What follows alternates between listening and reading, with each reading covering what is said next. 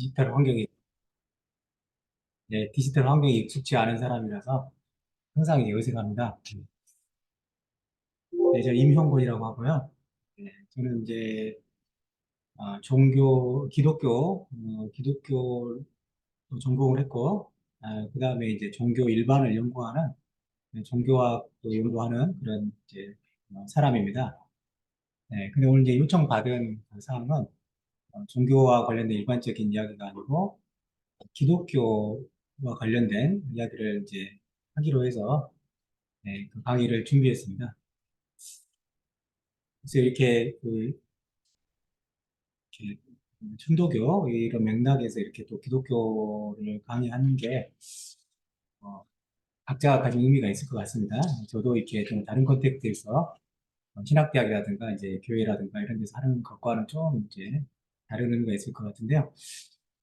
이제 강의를 들어보시고 어떤 반응을 하실까 잘 이렇게 궁금해지기도 합니다. 이따가 질의응답 시간에 서로 상호 이렇게 대화하는 시간을 가졌으면 좋겠습니다. 한 50분 정도 강의하고, 그 다음에 10분 쉬었다가 다음에 한 40분 정도 강의하고, 그냥 질의응답 시간을 갖도록 하겠습니다. 현장에 그 선생님들이 계신데, 제가 얼굴을 어디다가 둬야 될지 진짜 모르겠습니다. 양해해 주십시오. 저희 디지털 그 컴퓨터 안에다가 얼굴을 대놓고 해야 된다는 걸 얘기해 주십시오. 네. 이 기독교 역사라든가 기독교 사상, 교리에 대해서 막연하게 일반 대중들도 어느 정도는 이제 알고 있을 거라고 생각하는데 또 실제적으로 제가 뭐 대학이라든가 일반인들 상대로 강의를 해보면은 피상적으로는 알고 있지만 깊은 내용은 또 모르는 경우가 많습니다. 학생들한테 그러니까 일반 제 대학 학생들에게 삼위 삼위일체가 뭐냐 그러면은 그게 대충은 좀 압니다. 그러니까 신이 인간이 되었고 그 인간이 신과 같은 존재다. 뭐 이렇게 그 정도 상식은 다 이제 갖고 있더라고요. 관심 있는 학생들은. 그래서 그 정도 보통 대한민국 이제 기독교 천주교까지 합하면은 그 200년 가까이 된 나라이기 때문에 이렇게 성경도 어느 정도 사람들이 다 중요한 구절들을 알고 있고 그리고 기본적인 그런 그 상식은 있을 거라고 생각합니다. 그 정도 수준이라고 생각하고 제가 강의를 진행하려고 하겠습니다. 예, 강의 제목을 제가 기독교에 등장한 서양 고전 문화의 변형이라고 이렇게 잡았습니다. 원래 이제 여기서 이제 기획하실 때 서학 개론이라고 이렇게 잡으셨다고 하더라고요. 근데 이제 그것과 크게 이제 전혀 동떨어진 강의가 아니고, 네, 이 자체가 이제 기독교 서학에 대한 기본적인 소개라고 이렇게 볼 수도 있겠습니다. 여기서 이제 강의를 기획하면서 제가 이렇게 염두에 두었던 것은 이제 우리하고 다른 그 서구적 맥락에서 이제 기독교라는 게 갑자기 이제 2000년 전에 서구 사회에서 이제 이머지 했죠. 이제 태동을 했는데 그게 이제 그 기존에 있던 서구 문화와 어쩔 수 없이 이렇게 대화를 하면서 이제 종교가 발전할 수밖에 없었는데요.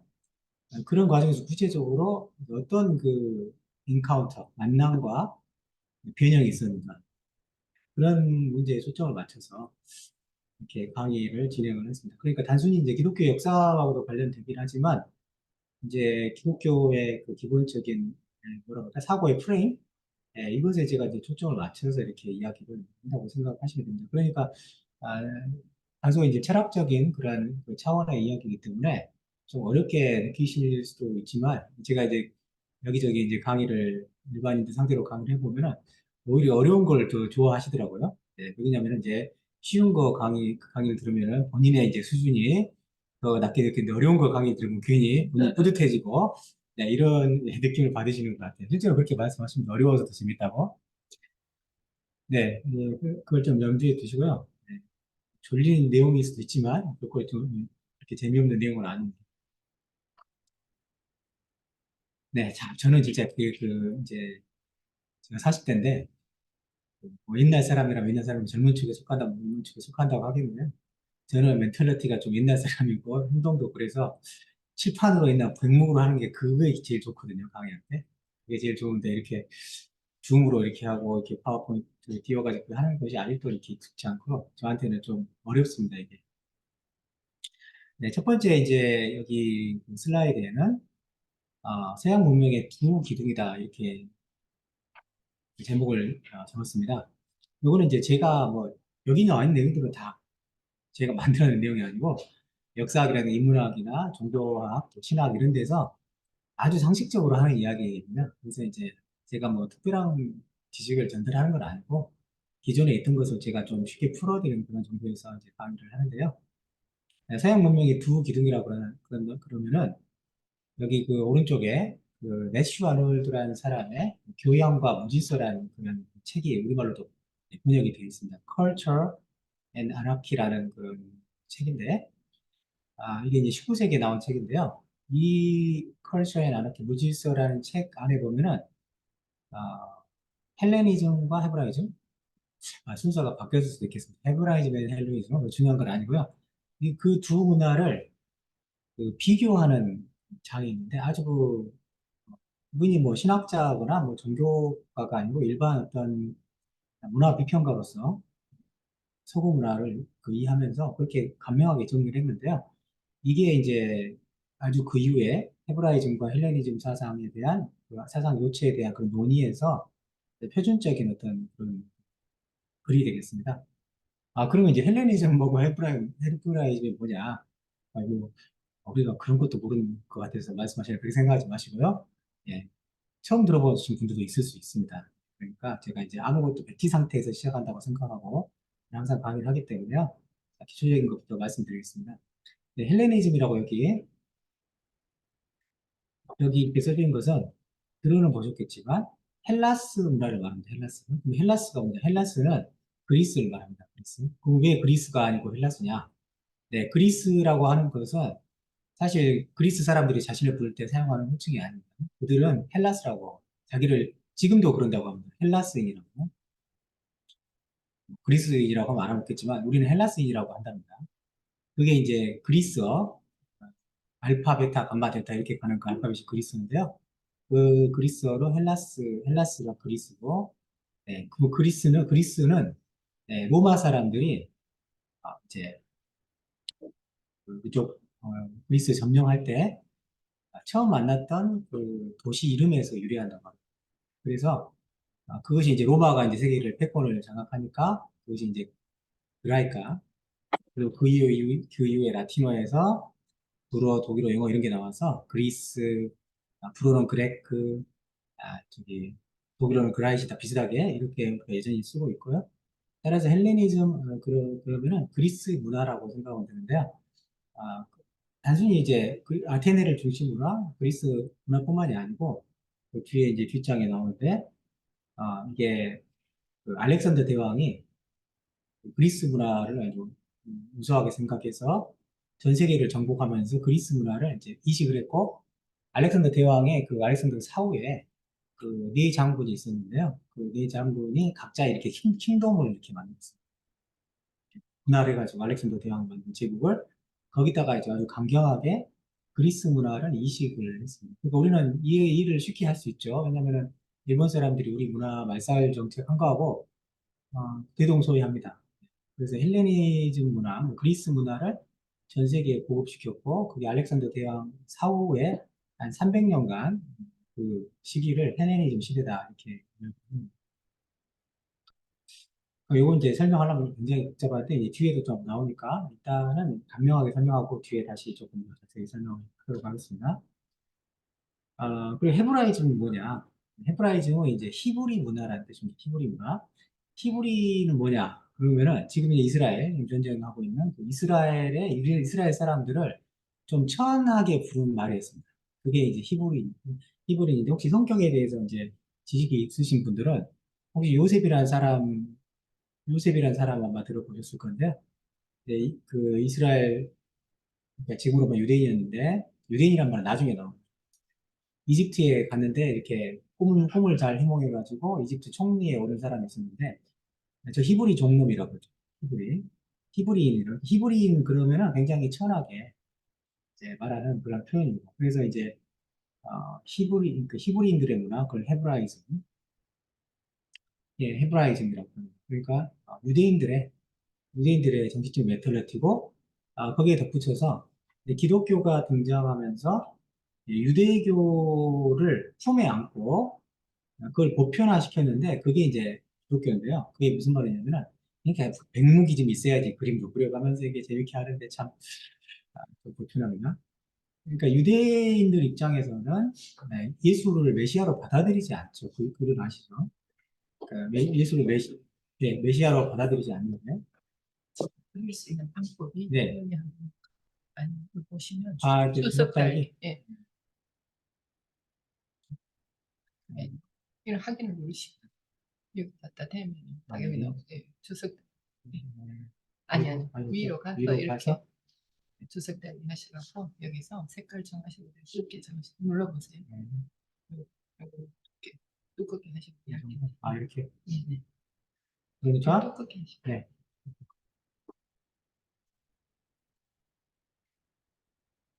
그러니까 기독교 입장에서 유대교란 건 뭐냐면은, 기독교의 그런, 이게 그림이 뭐 모든 걸 다 반영할 수는 없지만, 유대교, 제 이름 무시하고 이거를 기독교 키리스토라고 한다면은, 유대교의 정신을 완성시킨 것이 바로 그 예수라고 생각합니다. 그게 이제, 구체적으로 말씀드리면은, 예수도 말하거든요. 유대인들 만나면은, 하나님의 계명 중에서 뭐가 제일 어떤 거 최고의 계명입니까? 그러니까 아시다시피 하느님을 사랑하고 이웃을 사랑하는 것이다. 우리 유대인 신학 생각하면 굉장히 그 규율에 얽매인 사람들 같죠. 그런 게 이제 토라라고 율법인데 그 율법을 규칙적으로 어떤 그 맹목적으로 지키는 사람들이다 이렇게 이런 이미지가 좀 있지만 그 율법이란 것은 그 사랑의 표현이다 이렇게 이해하거든요. 그러니까 신을 사랑하고 이웃을 사랑하는 것이 율법으로 나타났고 예수가 이런 아주 유명한 말을 했는데 내가 율법을 폐하러 온 것이 아니고 완성하러 왔다. 영어로 I did not come to abolish the law, abolish, but to fulfill it. 그것을 완성하다. 이 영어 단어에 fulfill이라는 단어 있지 않습니까? 이게 무슨 말입니까? 예, fulfill. 예.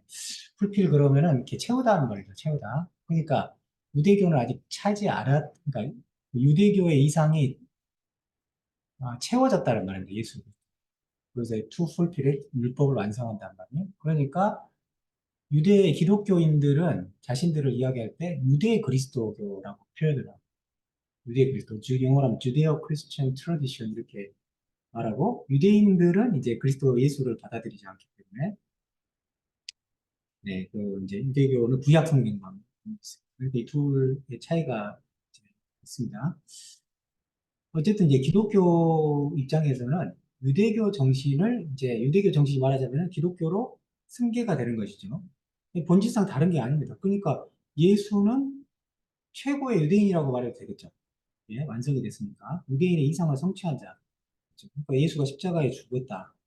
그걸 이웃 사랑에 대한 최고의 표현이기 때문에 유대교의 이상이 신을 사랑하고 이웃을 사랑하는 것의 이상을 지킨 실현한 유일한 존재다 이렇게도 볼 수 있겠습니다.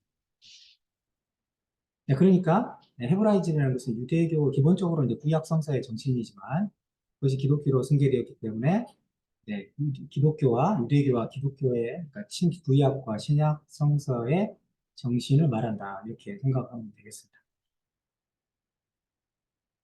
네, 제 말이 굉장히 어렵습니까? 자 이제 좀 보시겠습니다. 레시 아놀드가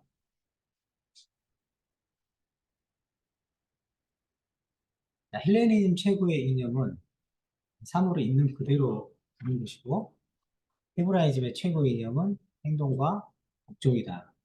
자, 요거를 제가 이제 자세히 풀어드리겠습니다. 자, 보시면은 영어로 보시죠. The foremost idea with Hellenism is to see things as they really are. 자, 이게 사물을 있는 그대로 보는 것이다. 우리가 이제 중학교 수준의 영어로 보면 S 뭐 이렇게 한 상태로 뭐 그런 뭐뭐 가치 그런 쪽으로 그런 뜻이죠. 그러니까 그것들이 사물들이 진정 있는 것 같이 사물들을 보는 것이다. 그 말이 도대체 무엇일까요?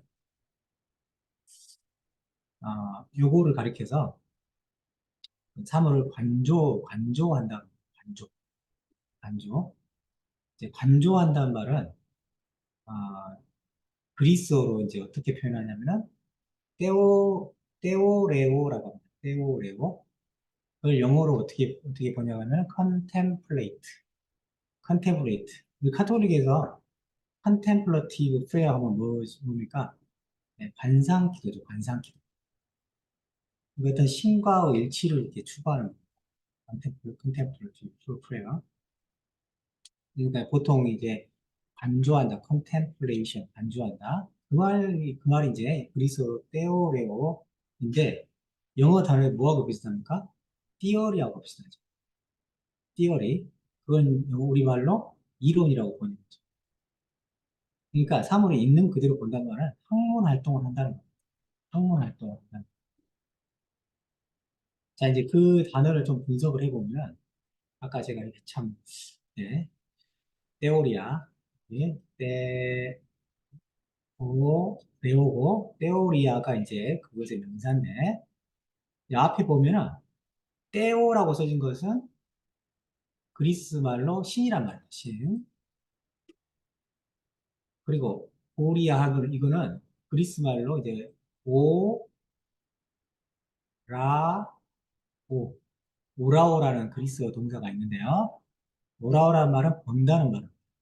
그러면 테오리아란 말, 그러니까 제가 관상 이렇게 말했던 그 테오리아란 말은 신을 본다는 말이죠. 깜짝 놀랄 일 아닙니까? 오늘날 여기서 이제 영어에 티오리가 나왔다고 하는데, 뭐? 이론이란 말에 왜 이런 종교색이 들어가지? 왜 신을 본다 그러지? 네, 사실, 그 서구 문화나 뭐 동양 문화도 마찬가지고, 이 학문이 종교하고 이렇게 좀 분리된 것은 얼마 안 됩니다. 대부분 다 종교적인 맥락에서 학문을 했지, 독립된 종교하고 독립된 학문을 한 것은 이렇게 얼마 안 되거든요, 사실은. 그러니까 그리스 사람들이 학문을 한다는 것은 뭐냐면 자연 만물에서 어떤 질서와 조화를 발견하는 거예요. 딱 보면 그러지 않습니까, 지금? 하늘을 보니까 아, 천체가 이렇게 운동을 하면서 계속 변하지 않고 이렇게 계속 운동을 하고 있어요. 그거를 가리켜서 이제 코스모스라고, 코스모스. 이게 우리가 우주라고 번역하지만 그 코스모스라고 하는 말에 이제 조화라는 뜻입니다. 그러니까 이 세계가 무질서하다면은 학문 활동이라는 게 생겨날 수 없겠죠. 이 세계 속에서 어떤 사물의 질서가 있다는 걸 발견했을 때 거기서 이제 학자적인 또 철학적인 관심이 있는 사람이 나와서 뭐 그걸 가지고 이제 이론을 시키는 거죠. 근데 그리스 사람들은 그 우주의 질서와 조화를 신적이라고 이렇게 보았어요. 근데 그 신적이란 말이 사실은 그리스 문화에서 그게 자주 쓰이거든요. 그 호메로스의 일리아스 오디세이 같은 경우는 아킬레우스가 막 발이 빠르다. 발이 굉장히 빠른 아킬레우스인데 그걸 또 신적이라고 말합니다. 그 테오리하고 이 그리스하고 비슷한 단어를 형용사로 쓰는 거죠. 그러니까 우리말에서도 신적이다 그러면 우리가 뭐 이렇게 귀신같이 잘 알아맞히냐? 여전히 그런 말을 쓰지 않습니까? 귀신같이 잘 알아맞히냐? 그럼 뭐냐, 신적이라는 것은 탁월한 것을 말합니다. 탁월한 거. 단순히 어떤 종교적 의미에서 신이라는 의미도 되지만, 원래 신이라는 것은 완벽하고 탁월한 존재가 신이죠. 그러니까 이제 이 학문 활동하는 것도 이렇게 사물 안에 있는 신을 보는 거예요. 우주의, 우주의 운행 속에서도 신을 보고. 네. 그래서 이제 여기서 이제 조금 이해가 되실 것입니다. Things as they are. 철학자들이, 고대 그리스의 현자들이, 이 세계에는 어떤 동양식으로 어떤 도에 의해서 움직이는 천의 하늘의 질서가 있구나. 이런 걸 보고 좀 놀라고 감탄하고, 그래서 학문이 시작됐다고 이제 그러는데, 그래서 이제 이 사람들이 최고로 생각했던 그 인생은 뭐냐면 관조하는 삶, 네, 철학자가 되는 삶을 가장 높은 그 인생의 수준이라고 했죠. 이 아리스토텔레스 선생님께서 그렇게 말했습니다. 관조적 삶이 가장 최고의 삶이다. 그래서 이제 거기서 행복을 찾으려고 했다는 거죠. 그럼 헬레니즘 사람들은 이제 오해를 하시면 안 되는 게, 그럼 고대 그리스 사람들은 전부 다 철학자냐? 그거는 저는 그 말을 안 했는데, 그 사람들도 고대 그리스 로마 신화 보시면 알겠지만, 거기는 조금 이제 신들도 조금 품행이 단정하지 못하죠. 그 신들의 모습이 아니고 인간의 모습이거든요, 그게. 네, 그게 이제 신이 된 건데, 아, 그런 걸로 미루어봐서 그쪽 사람들도 우리처럼 좀 고상한 걸 추구하고 신을 좀 철학적인 삶을 살고 종교적인 삶을 사는보다는 육체적인 쾌락과 부와 명예를 위해서 사는 것은 어느 문명 시대 공소를 물어나고 그건 다 똑같습니다. 그러나 사회를 이끄는 주요 어떤 문화적인 원동력은 바로 이제 방금 그런 그 학문적인 작업을 하는 사람들이 그 문화를 이끌었고 그런 사람들이 여태껏 이름이 남아서 여태껏 우리가 이제까지 공부를 하는 것이죠. 근데 헤브라이즘은 보시면 컨덕트 앤 오비디언스 행동과 복종입니다. 우리 성경을 이제 성서 다 맞습니다. 그 성서를 읽어보면 특징이 뭐냐면은 그 철학에 관심이 없습니다. 아까 물론 이제 성경에서 어떤 철학적인 거하고 연관을 시키는데요. 시키는데 일차적인 목적은 성서의 일차적인 목적은 그 철학을 하는 게 아니죠. 학문을 하는 게 아니고 뭘 하는 거냐면 신의 그런 구원 활동을 아, 말하려고 하는 거죠. 신이 이 세상을 만들었고 그 신이 이 세상에 사람을 불러가지고 민족을 부르고 또 예수를 보내고 성령을 보내고 이렇게 해서 이렇게 그이 세계를 이제 구원해가는 그 이야기가 이제 성서의 창세기부터 요한계시록 그 정도는 아시죠? 창세기 시작해서 이제 신약 성경의 제일 마지막 그 이제 요한계시록인데 거기까지의 이야기가 되겠습니다. 근데 그 공의하는 말은 뭐냐면 신에게 복종하라는 것이죠. 복종. 근데 이걸 좀 오해하면은 신에게 어떤 타율적인 복종을 그 요구하는 것은 아니고요. 유대 기독교 헤브라임 정신의 중요한 그 개념이 뭡니까? 이렇게 은총이죠. 신의 은총. 거의 서양 사람들은 그레이스, 그래서 by God's grace 할 때 그 그레이스라는 게 이제 호의, 신이 인간에게 베푼 신의 호의 뭐 그런 말인데 어떤 무서운 아버지가 너 이렇게 행동해 안 그러면 너 맞아 이런 인상이 좀 강합니다. 네, 보통 사람에게도 뭐 학자들에게도 특히 유대교나 이제 유대 기독교 전통에 대해서 굉장히 강압적이고 억압적인 그런 신개념을 생각하는 그런 학자들도 사실 있거든요. 네. 그 보통 학자들이 아니고 정말 대가들 우리 저기 스피노자 같은 그런 이제 유대교에서 나와서 이제 자기 나름의 철학을 범신로 철학을 만드는 사람인데 그런 사람에게도 신은 굉장히 좀 자기가 경험한 신은 굉장히 억압적인 그런 신이었죠. 근데 뭐 그런 게 아니고 일단 그 신의 사랑을 전제하고 그 다음에 부모가 자기를 사랑한다고 알면 자식은 부모를 순종 안 할 수가 없죠. 일반적으로는 오히려 이렇게 강압적으로 이렇게 어, 아이에게 심리적인 고통을 주고 그러면 아이는 비뚤어지는 거지 사랑을 베푸면은 자연스럽게 순종을 하지 않습니까? 그런 의미에서 이제 행동과 복종이다. 그 윤리적인 그런 또 문화라는 것입니다. 그러니까 헬레니즘에서는 뭐가 발전하겠습니까? 학문과 예술이 발전. 예술하고 학문하고 무슨 관계입니까? 그리스 예술을 보면 굉장히 조화롭죠, 신체도. 아까 말했을 때 우주의 조화와 질서, 사물의 조화와 질서를 발견하는 게 학문하는 거라고 했는데, 그래서 예술하고 그런 학문, 철학이 발전하고, 유대인들 문화, 그리스도교의 문화, 헤브라이즘에서는 윤리가 발전, 윤리 도덕이 발전하죠. 더 뭐, 그 윤리하고 도덕하고 구분하기도 하는데요. 어쨌든, 이 도덕이란 말에는 약간 절대성이 좀 들어있어요. 윤리라는 말은 다소 공동체성이 좀 들어있는데, 일단 히브리 사람들이 이제 도덕을 갖고 왔다, 이런 말을 하기도 하고, 윤리라는 것도 이제 마찬가지죠, 사실은. 기독교적인 어떤 에토스를 서구 문화에 이렇게 뿌렸으니까요. 자, 그 다음 밑에 보시면 헬레니즘을 지도하는 중심 이념은 의식의 자발성이다. 헤브라이즘을 지도하는 이념은 양심의 엄격성이다. 자, 이게 또 골치 아프죠. 이제 이런 말을 어떻게 이해해야 될지.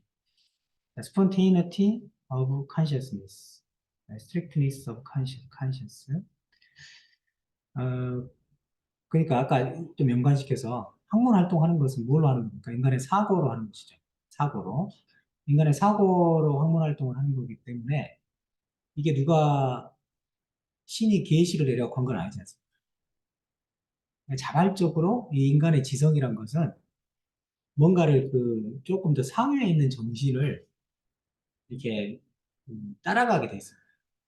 그거를 이제 플라톤 같은 철학자를 그게 뭐라고 그러냐면 플라토닉 로그라고 했어요. 플라토닉 로그라는 게 무슨 뭐냐면은 우리가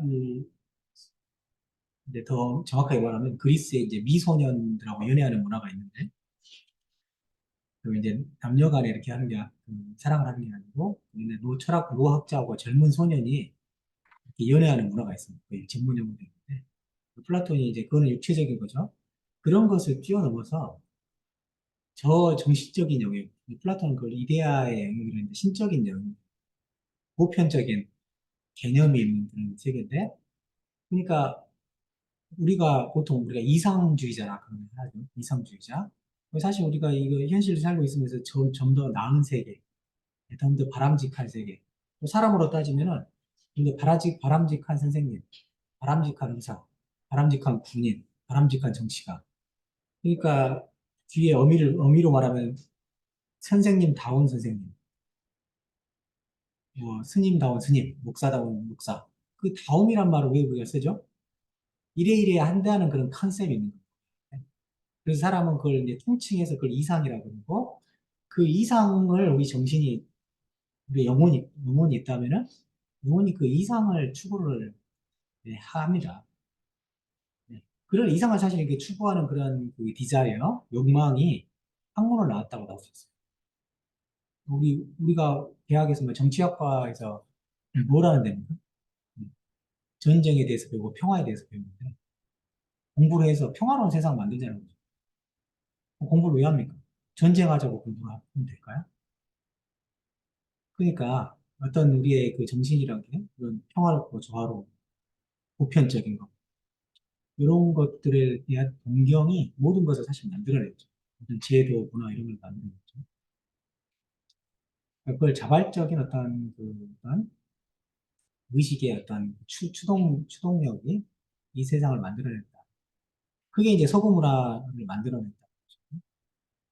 서구 문화, 서구 문화의 그 보편성이라는 것도 이제 사실 이제 그리스 문화에서부터 이렇게 찾아낼 수가 있겠습니다. 그러니까 물론 이제 사실 기독교가 거기에 기여한 바가 큽니다. 기독교라면 굉장히 보편적인 그런 이야기이기 때문에 그러나 이제 그 이면에 서구 헬레니즘 문화가 어떤 보편적인 어떤 지식, 지혜 이런 것들을 깔아놨기 때문에 그것도 가능했는데요.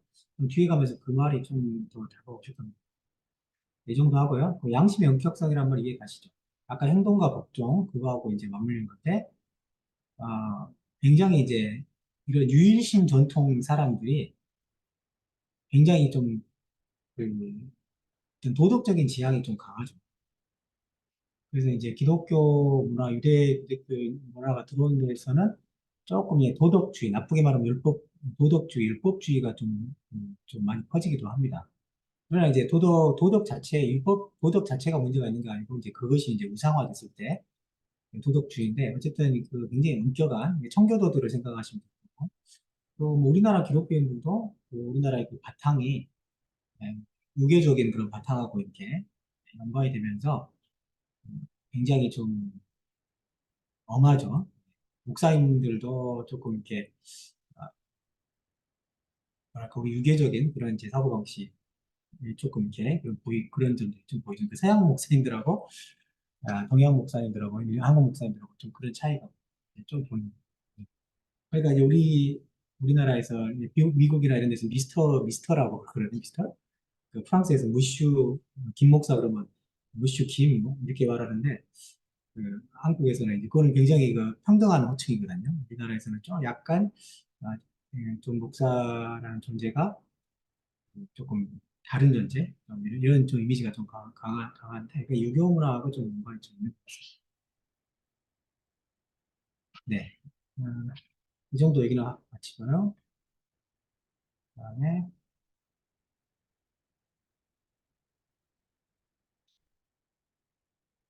자 여기를 보시면은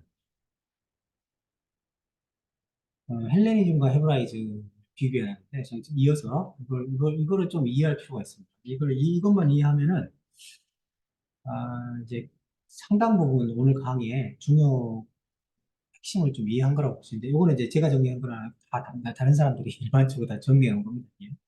요거는 이제 그 소피의 세계라는 청소년들이 보는 그 철학서적 있어요. 네, 철학서적이 있는데, 거기, 거기에 아주 그러니까 노르웨이의 그 철학교사가 쓴 책인데, 중고등학생들이 보는 책입니다. 거기에 벌써 이런 내용들이 다 나옵니다. 다 이해한다는 거예요. 중고등학생들이.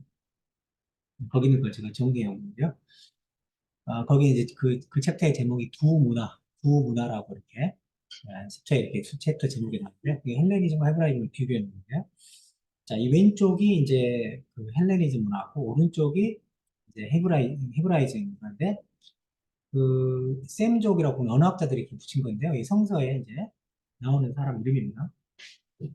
셈족이 있고, 이제 인도 게르만 어족이 있는데, 이 이름만 들어보셨을 겁니다. 인도 게르만어, 그리고 학교 다닐 때 그 시험 보려고 외우셨던 그 경험이 있을 텐데요.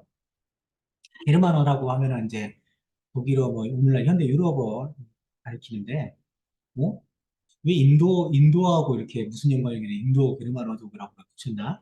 이런 생각을 하실 수 있죠. 한 번도 아마 생각을 안 해보셨을 건데요. 이게 이제 19세기에 나온 설인데요. 이 둘 사이의 그 민족이 어떤 그 관련이 있다 이렇게 봐서 이렇게 하는 겁니다. 그러니까 언어를 분석을 해보니까 인도의 그 고대어가 산스크리트어라고 합니다. 산스크리트어. 그런데 이제 이쪽 그 그리스 이제 그거 이제 영국의 영국 사람들이 인도에 그 식민을 했죠. 그래서 이제 학자들이 이제 인도를 연구를 하거든요. 보니까 산스크리트를 공부해 보니까 그리스어라든가 라틴어, 현대 거기서 나온 현대어들하고 비슷한 게 있다는 거예요. 여기 보시면 데바라고 산스크리트요. 네. 라틴어가 데우스인데 요 비슷하지 않습니까? 그러니까 이 다른 더 비슷한 단어가 있습니다.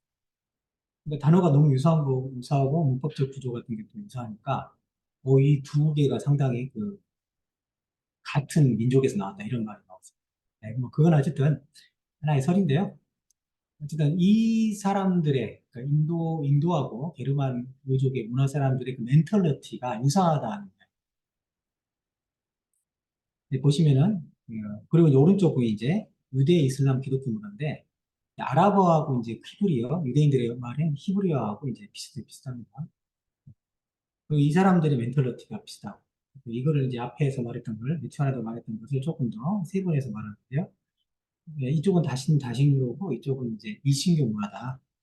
일신교 문화라는 것은 쉽게 이해가 되고 다신교라는 것은 우리가 이제 그리스 신화를 생각하면 되시죠. 그리스 신화의 신들이 올림푸스에 12시 올림푸스에 12신 체제가 있고요.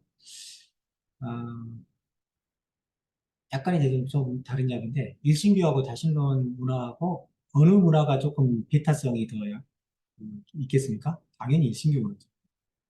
다신교일수록 그 사람들에게 좋게 말해서 관용이 많습니다. 그렇게 돼 있습니다. 일신교일수록 이렇게 자기 종교하고 맞지 않으면 굉장히 이렇게 핍박을 하는 경우가 많죠. 이슬람 사람들, 기독교인들이 그 유대인들을 많이 핍박을 했어요. 그리고 이슬람하고 기독교하고 싸우는 것이 현재 진행입니다. 이원론, 이론론 이 말이 무슨 말이냐면, 요거는 이제 우리가 상식적으로 우리가 선하다, 악하다 이런 게 있는데, 요게 왜 선이고 왜 악인가 이런 문제를 던질 수 이게 아주 오래된 그 고민입니다. 근데 이제 그 선은 어디서 오고 악은 어디서 오냐 이걸 설명하는 그런 모델 중에 하나가 물질이 악이고 정신이 선이다 이런 모델이 있습니다. 이게 상당히 각 문화에서 이런 것들이 이렇게 굉장히 많은 지지를 얻었던 것인데요. 마니교라는 종교가 있습니다. 고대 종교, 고대 페르시아 종교가. 이게 굉장히 그게 강한데, 쉽게 말하면은, 내가 주먹질을 해갖고 누구를 때렸다. 그러면 그 내가 한 겁니까? 내 몸이 한 겁니까? 내가 하긴 한 거죠. 그러나, 누가 나를 탁 치면은, 저도 자동으로 반응을 하지 않습니까? 손이? 그러면 그거는 내 정신 이전에 이 몸이 나쁜 짓을 하는 거죠. 이제 그렇게 해서 착상을 했는지 모르겠는데 이제 설명을 해야 되니까 이 몸, 인간으로 따지면 몸, 물질, 영혼이 아니라 물질이 악한 그런 성향을 갖고 있구나. 네, 그렇게 생각하시죠. 그래서 이제 이 이원론 사상이 나옵니다. 그러니까 정신적인 것은 선하고 물질적인 것은 조금 이제 저급하고 악하다는 그런 멘탈리티가 나오고요. 그럼 여기서 이제 종교적인 어떤 추구를 하는 사람들은 이제 정신을 추구하는 사람들은 여기서 뭐가 나올까요? 종교적인 그 용어로 따지면 금욕주의가 나오겠죠. 금욕주의. 몸을 학대를 그렇게 해서 몸을 학대해서 아, 정신의 순수성을 보존하려고 하는 것이죠. 근데 이제 샘족에서 이론론이라 이 말은 무슨 말이냐면은 이제 오해를 조금 이제 관심 있으신 분들 이론론 하면은 이 세계에는 신이 따로 없고 이 세계 자체가 신이어가지고 존재하는 것은 하나의 세계밖에 없구나. 네, 이거 세계를 만든 어떤 신적인 존재가 있는 게 아니고 이 세계 자체가 그냥 하나로서 일체를 이루어서 그 밖에는 뭐 아무것도 없다. 이렇게 그런 의미에서 이론론이 아니고요. 왼쪽에 나와 있는 선악, 물질과 정신이 이렇게 이 아주 날카롭게 구분되어 있지 않고 하나로 일체를 이루고 있다는 거죠. 그러니까 사람으로 예를 들면 우리가 영혼과 육체로 되어 있다. 이렇게 이제 보통 상식적으로 그렇게 생각하는 사람도 여전히 아직도 많지 않습니까? 그런데 왼쪽 모델에 따르면은 이 사람의 영혼하고 육체하고 완전히 구분되어 있다고 말하는 것 같습니다. 근데 그런가요? 네. 한 번 더 생각해 보면 이 입장에 따라 다를 수 있지만 사람의 마음과 마음, 정신, 영혼 다 같은 마음 생각하고 육체란 것은 이 동전의 앞과 같이 이렇게 지금 어, 그런 형태로 존재하고 있지 않습니까? 네. 그러니까 내가 좋은 마음을 가지면 얼굴에 좋은 표정이 나오고 내가 누구를 째려보면 마음이 같이 안 좋아지죠. 그러니까 왼쪽 모델은 물질 자체를 악이라고 보지만 오른쪽 모델에서는 그러니까 전 우주도 마찬가지고 이 이 인간이란 것도 영혼과 육체가 동전의 앞면처럼 갖고 있는데 무엇이 악을 만들어내냐? 인간의 의지가 만들어야 된다. 그러니까 내가 어떤 주먹질을 하려고 하는 몸이 이렇게 먼저 나가려고 했을 때 끝까지 가다가 멈출 수 있어요, 인간이. 네, 그 의지가 이런 몸의 충동을 억제를 할 수 있습니다. 그러면 결국 무엇이 선과 악을 결정합니까? 인간의 의지가 결정을 한다. 이것도 이제 기독교 전통에서 굉장히 중요한 부분이고요. 그럼 기독교 전통뿐만 아니라 스토아 전통도 중요하고, 법률 쪽에서도 그게 이제 잘 모르지만, 그런 인간을 어떻게 이해하느냐, 그게 중요한 포인트가 될 것 같습니다. 그리고 왼쪽에 이제 조금만 더 빨리 하겠습니다. 근데 지혜 지식을 추구하고 신에 대한 믿음을 강조한다. 그러니까 아까 이건 이미 설명이 된 건데, 아까 이렇게 테오리아, 관조하는 것, 그것을 가리켜서 이제, 어, 현대어로 그 이론적인 지식, 이론이라고 했습니다. 그걸 추구하는 거예요. 그거는. 세계에 대한 어떤 지식을 추구하는 거지만 사실 사람들이 그 배움에 있어서 지식만을 추구한 것은 얼마 안 되죠, 사실은. 대부분 문화에서 사람들이 추구하는 건 지혜를 추구했죠. 지혜를.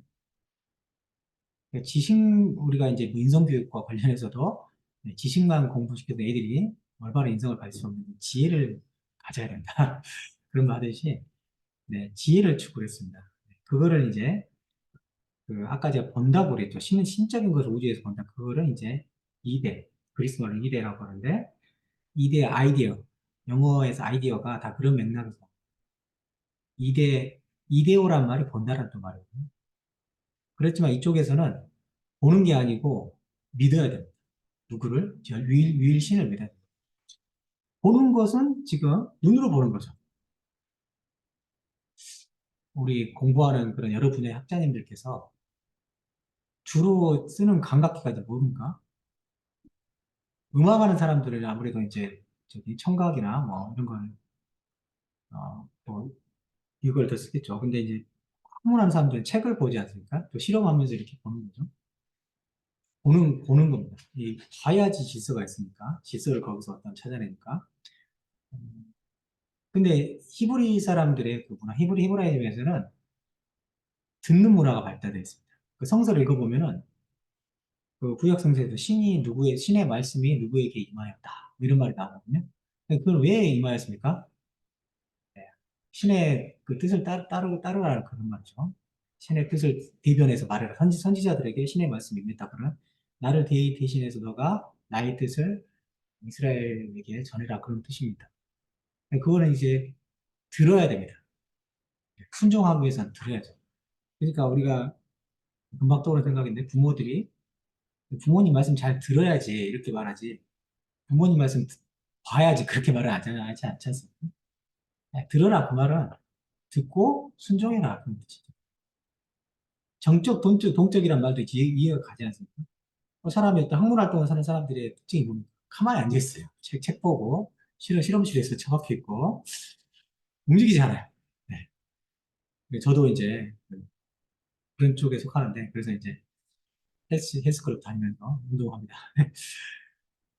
그러니까 그러나 이제 그 쌤족은 들으니까 들어서 뭐 하자는 겁니까? 행동해라. 신의 그런 뜻을 실천하고 신의 사랑을 실천해라. 그런 뜻이죠.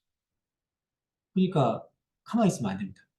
길거리 나가서 이렇게 가난하고 헐벗고 그런 사람들을 돌봐주고 선행을 하고 아픈 사람들 찾아가 치료해주고 그렇게 움직여야 됩니다. 행동을 해야 됩니다. 히브리 성경을 연구하는 그런 분들은 그 히브리어 자체가 굉장히 동적이란 말.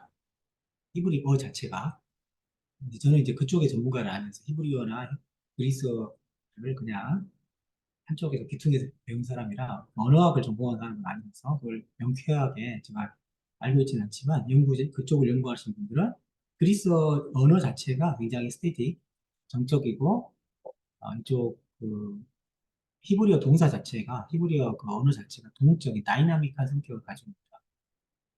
그렇게 말합니다. 순환적 역사와 직선적 역사가 뭐냐면 자, 그 히브리 사람들의 이 문화의 특징이 뭐냐? 시작을 강조한다. 시작. 우리가 영겁의 세월 속에서 어느 한 점을 차지하고 있는 게 아니고 우주의 그 시간이 시작한 그 비기닝 포인트, 시작 점이 있다라는 거. 그 시작하는 점이 있으면은 뭡니까? 끝 점이 있겠죠. 그러니까 이 유대 기독교 이쪽 사상이 뭐가 발전되어 있냐면은 종말론이 발달했어요. 종말. 사실 종교 연구에서 그게 학문 분과로 있는데, 에스카톨로지라고, 에스카톤이 마지막에 있을 것이라는 뜻입니다. 그러니까, 마지막에 있을 일에 대한 건데, 얼마나 이게 그 많은 사람들의 학문적인 또 대중적인 관심이 있으면 학문으로 있겠습니까? 신학의 한 분과이기도 하고, 이렇게, 종교 연구에서도 사용하는 에스카톨로지라는 1000페이지짜리 이렇게 그냥 연구서들도 영어로 된 거. 이게 종말론이 있다는 건 뭐죠? 우주에 시작이 있고 끝이 있다라는 뜻이죠. 그걸 이제 역사학에서는 직선적 역사관이라고 하고요. 끝이 있다라는 말은 끝이란 말은 다른 말로 바꾸면 목적이란 말이 됩니다. 목적. 혹시 목적이라는 그 목적론이란 말 들어보셨습니까? 목적론? 네, 그 텔레올로지. 텔레올로지, 그 텔로스란 말이 그 목적이란 말도 되지만 끝이란 말도 됩니다. 끝. 종착지란 말이에요. 역사의 종착지가 있다. 이제 복잡해지죠. 시작이 있고 끝이 있어? 그러면 그 시작 이전에는 뭐가 있었지? 뭐 그런 생각을 하죠. 그거에 대해 이제 기독교에서 답변을 다 합니다. 간단히 말씀드리면 시간이 시작됐기 때문에 처음 시작점, 시간의 시작점 이전에 뭐가 있었다. 이런 말이 성립이 안 됩니다. 왜냐하면 그 전에 시간이 없었습니다. 네, 머리가 복잡해지죠. 시간이 없어요. 이게 이제 유대 기독교가 이제 인류 그 역사에 가져다주는 중요한 사관인데요. 사고방식인데, 이게 단순히 종교 담론에만 그치는 게 아니에요. 여러분, 이제 그 마르크스주의라는 것도 어느 문화에서 나왔습니까? 서구 기독교 문화에서 나왔죠. 왜 그랬을까요? 마르크스주의하고 뭐가 생각납니까? 끝을 바라보고 있죠. 공산사회. 원시 공산사회에서 이제 많은 사람들이, 모든 사람이 평등해지는 그런 사회를 지향하고, 이게 다 뭡니까? 네, 유사 기독교 모델을 가지고 있는 이 사회주의, 공산주의 사상인데, 이건 제가 한 말이 아니고, 니체라는 그 기독교의 비판가가 정확하게 그렇게 말합니다. 프랑스 혁명은 어느 정도의 영향을 받았습니까? 프랑스 혁명을 기독교 혁명이라고 말하는 사람이 있습니다. 가치가 자유평등 파괴. 네, 근데 굉장히 그 기독교적이라보다는 기독교적인 가치를 지향하는 인본주의적인 혁명입니다. 굉장히 기독교를 싫어했어요. 그 프랑스 혁명할 때는. 그러나 그 사고의 틀은 굉장히 기독교적이고 뭐가 깔려 있습니까? 직선적인 모델이 깔려 있습니다. 뭐냐면은 인류 역사가 발전해 나간다는 거예요. 발전해 나가가지고 점점 좋아진다는 뜻입니다. 이 직선적인 역사관이 담고 있는 뜻은 바로 인류 역사는 진보한다. 프로그레스 한다. 이런 뜻입니다. 순환적 역사관이라고 해서 계속 같은 게 반복된다는 거죠. 네? 그 스토아파 입장에서는 우주가 이렇게 쭉 가다가 한번 큰 불이 일어나가지고 다 타고 다시 처음부터 시작하고 다 타버리고 다시 시작하고 이렇게 말하는 역사를. 그러니까 좀 어떤 특정 목적을 향해 가고 있다는 그런 의식이 좀 없죠. 이게 이제 전부 다 이쪽 왼쪽 인도도 좀 인도 사람들의 사고방식도 그렇죠. 이게 인간의 차원에서 이야기하면은 어떤 의미가 있습니까? 윤회 전생과 관련되고 이쪽 직선적 역사관에서는 육체의 부활 그런 거하고 관련이 있습니다. 여기는 이제 왼쪽은 신에 대한 형상을 당연히 제작하지 못하게 합니다. 제작합니다. 제작합니다. 다신교 사회이기 때문에. 근데 여기 성서라든가 이슬람에서 그게 우리의 어떤 사람들은 굉장히 좀 거부감을 일으킬 수 있는 가령 탈레반이 그 불교 문화 같은 걸 막 대포로 쏴가지고 파괴하지 않습니까? 그게 바로 이런 사고방식이 나오고요. 왜? 절대 신만이 참된 그런 신이기 때문에 나머지 어떤 형상을 만들고 거기다가 인간이 마음을 붙이는 것은 이 우상이라고 해서 아이돌이라고 해요. 그래서 그 형상을 제작을 못하게 하는 겁니다.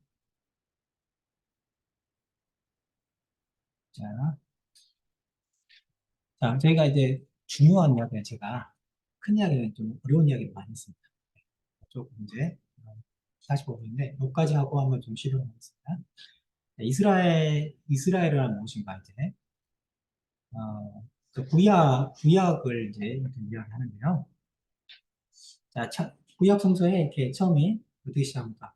히브리어로 베레시트 바라 엘로힘이라고 히브리어로 그렇게 있는데 태초에 in the beginning God created the heavens and earth 이렇게 하천지를 창조했다 이렇게 시작합니다.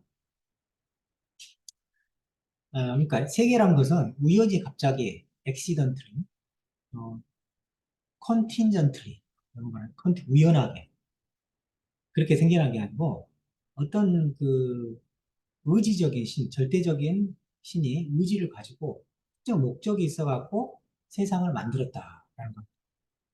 근데 그게 이제 굉장히 중요한 유대 그리스도교 전통에서 굉장히 중요한 컨셉이죠. 그게. 만약에 우리가 이제 우리 종교나 철학 연구할 때는 그 감정이입을 잘해야 됩니다.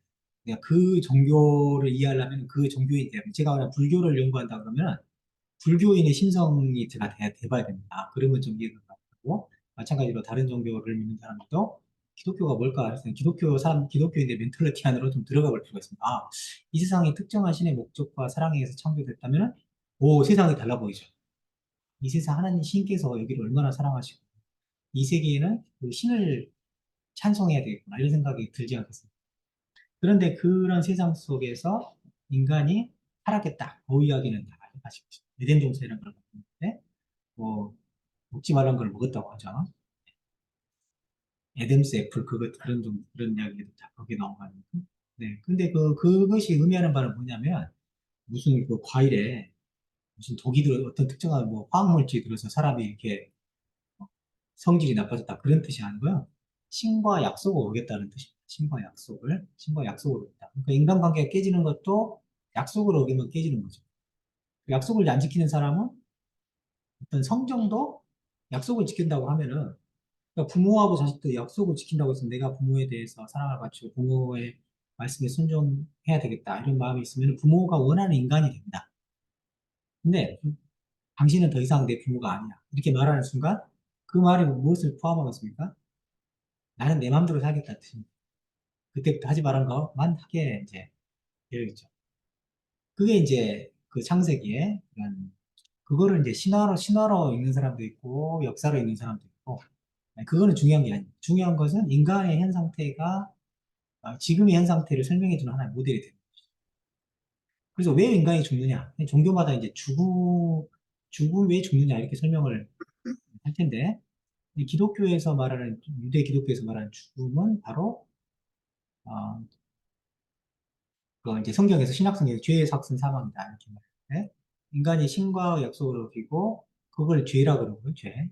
죄라 그러면 우리가 이제 도덕적인 것을 연상을 하는데 그 히브리어 그런 그 표현들이 이런 겁니다. 관역이 있었는데 관역에서 빗겨나갔다. 그런 게 죄와 관련된 그 히브리어 표현이거든요. 그러니까 목적에서 벗어났다는 거죠. 그러니까 약속을 잘 지키면은 그 아버지가 원하는 목표에 따라서 내가 순종하며 살 건데 더 이상 그 아버지가 원하는 삶을 살지 않겠다 보니까 아버지가 지향해 놓은 그 목적을 벗어났다는 의미에서 죄인 것이지 단순한 어떤 우리가 도덕적인 죄도 포함되지만 그것을 그것만을 가리켜서 말하는 게 아니다. 그보다 훨씬 넓은 의미고 그렇게 어떤 그 생명의 근원인 그 아버지 신에게서 벗어났기 때문에 죽음이 찾아왔다. 그리고 이 세상에 있는 많은 모든 문제들은 이 죽음하고 관련있다고.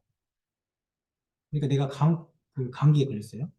그럼 콧물 나고 머리 아프고 뭐 열나고 그러면은 그게 그러니까 어, 그 뒤편에 그러니까 증상 이면에 뭐가 있는 겁니까? 감기 바이러스가 있죠. 네. 그러니까 근본을 치유해야 돼. 그러니까 우리가 감기, 콧물 흘리고 이런 것은 악이라고 본다면은 악의 그 악이 이렇게 표현된 것들이죠. 그러나 그 근본적인 그거는 뭐냐면 이게 죽음하고 연결됐어요. 죽음의 상태에 있는 인간이기 때문에 이 모든 그런 악들이 같이 이렇게 한 세트를 이루어서 우리가 세상을 살고 있다. 이렇게 설명합니다.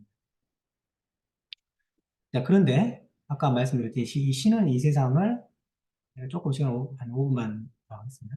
신이 어떤 목적을 가지고 만들었기 때문에 이 신은 끝까지 살아간다. 끝까지. 그러니까 부모가 자식을 요새는 보니까 이제 갖다 버리기도 하고 이상한 사람들이 많이 있던데 게임하면서 애가 굶어 죽기도 하고 그런 이해할 수 없는 행동들이 나오지만 그 인간이기 때문에 그렇고요. 이 신은 이제 유대 기독교에서 믿는 신은 그 절대적인 사랑이라서 절대 인간을 포기하지 않는다. 네, 그런 생각이 있습니다. 따라서 인간이 이렇게 말 안 듣고 약속을 어겼지만 나는 너희들을 끝까지 지켜줄 거야.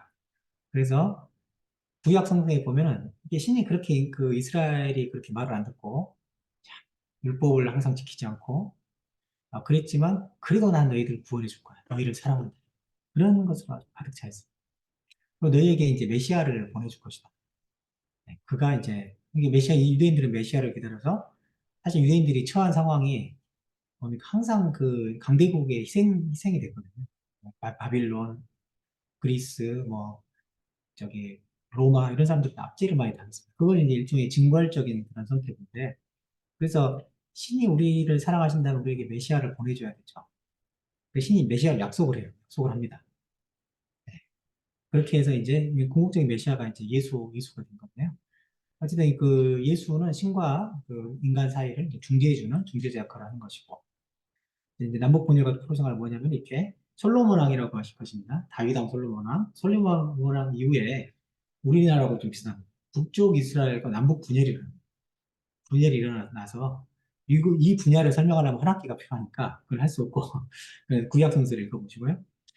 그 북쪽 이스라엘은 그 아시리아라는 아주 그 무서운 그 강대국에 끌려갔고, 그리고 남쪽 유다는 바빌론으로 끌려가서 거기서 포로 생활을 이제 하게 되고요. 거기서 이제 남유다라고 그랬어요. 유대교가 이제 거기서 기틀을 마련합니다. 그리고 전 세계에 뿔뿔이 흩어집니다. 그것을 가리켜서 디아스포라 유대인이라 해서 흩어진 유대인, 유대인들이 이렇게 굉장히 신의 사랑도 많이 받았지만 고통을 많이 당한 민족입니다. 그러다가 이제 바빌론에 포로 끌려갔던 이제 유대인들이 다시 예루살렘으로 귀환하는데 키루스란 대왕, 페르시아의 아주 유명한 대왕이고 유엔에 가면은 그 키루스 헌장, 키루스의 실린더라고 있습니다. 키루스의 실린더 보면 이 사람의 어떤 통치 철학이 담겨 있는 어떤 것을 이제 그 실린더에다 이렇게 적은 건데요. 이 사람의 정신이 하도 좋으니까 유엔에서도 그거를 이렇게 갖다 놓는 거죠.